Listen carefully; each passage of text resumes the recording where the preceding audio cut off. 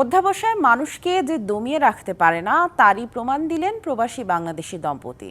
ওমানে Indira Gandhi national open ইউনিভার্সিটির ৩৮তম সমাবর্তন অনুষ্ঠানে আফতাব সানজিদা দম্পতির সাফল্যে গর্বিত প্রবাসী বাংলাদেশিরা। ২০১২ সালে অনার্স শেষ না করে জীবনের তাগিদে ওমানে পাড়ি জমান আফতাব উদ্দিন।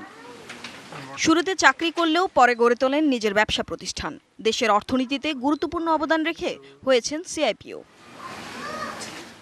ব্যবসার পাশাপাশি Indira Gandhi national open university থেকে ব্যাচেলর ও এমবিএ সম্পন্ন করেছেন, অর্জন করেন প্রথম বিভাগ। একই সাথে তার স্ত্রী সানজিদা আক্তারও ব্যাচেলর অফ কমার্স সম্পন্ন করে প্রথম বিভাগ অর্জন করেন।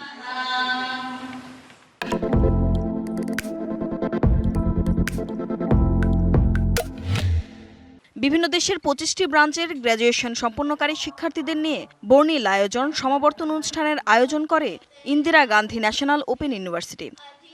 যেহেতু জবের কারণেই আসলে আমার দরকার পড়ছিল গ্রাজুয়েশনটা, তো আমি ইগনো থেকে গ্রাজুয়েশন কমপ্লিট করি। এটা ছিল 3 ইয়ার্স ব্যাচেলর ইন কমার্স। এরপর হচ্ছে যে কি আমি 2 ইয়ার্স এমবিএ। ওমানের রাজধানী মাসকাটের একটি হল রুমে আয়োজিত সমাবর্তন অনুষ্ঠানে আফতাব উদ্দিন সানজিদা দম্পতি সহ ৭০ জন গ্র্যাজুয়েট সম্পন্ন করা শিক্ষার্থীর হাতে সনদ তুলে দেওয়া হয়। সমাবর্তন অনুষ্ঠানে ভার্চুয়ালি যুক্ত ছিলেন ভারতের শিক্ষামন্ত্রী ধর্মেন্দ্র প্রধান। প্রধান অতিথি ছিলেন মেঘনলাল ঠাক্কর, এলএলসির ব্যবস্থাপনা পরিচালক শ্রী সুরিন্দর যোশী। উপস্থিত ছিলেন ওমান সেন্টারের ডিন ডক্টর আলী। পরে শিশুদের নিয়ে মনোজ্ঞ সাংস্কৃতিক অনুষ্ঠানের আয়োজন করা হয়। DBC news desk.